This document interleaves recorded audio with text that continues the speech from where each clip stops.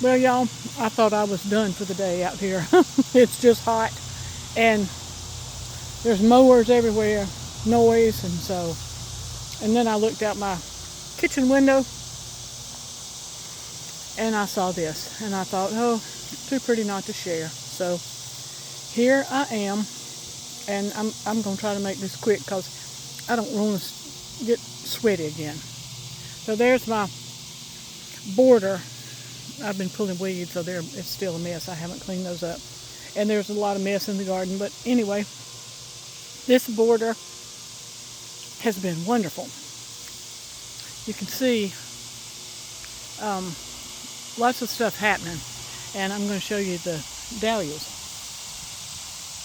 We'll go in the garden. This is the trimming off of Miss Huff. And I still have some more to go because it becomes a monster, especially as soon as it rains. It seems like it grows about 2 feet as soon as it rains. So we've had rain the last 2 days. Oh, it's so nice because then I can take a breather. Because watering becomes, wow. Okay, there's some more Miss Huff that I've had to pull for in here. So here are the zinnias. Y'all, they're beautiful.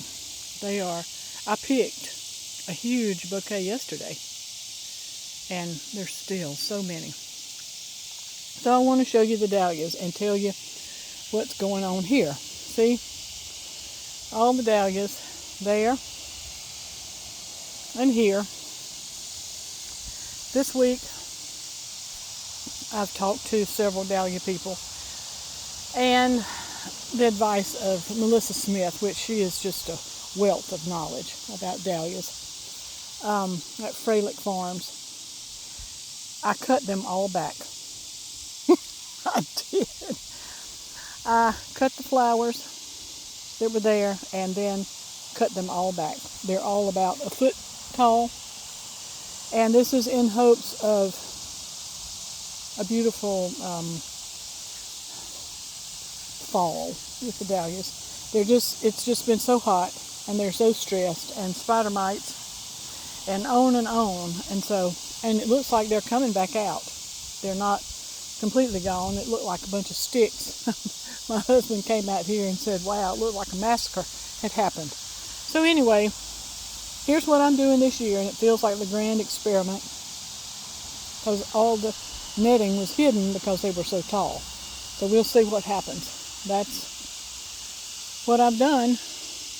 And over here, the herbs, the rose needs to be cut back.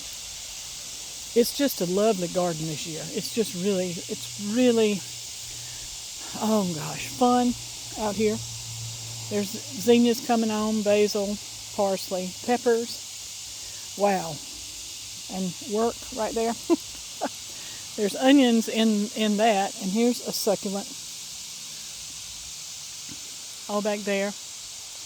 Basil and celosia.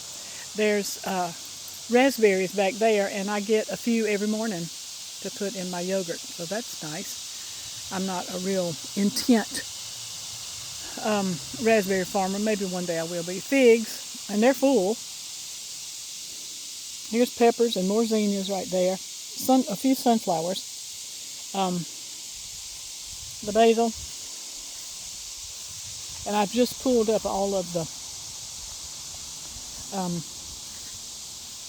I got distracted there, sorry.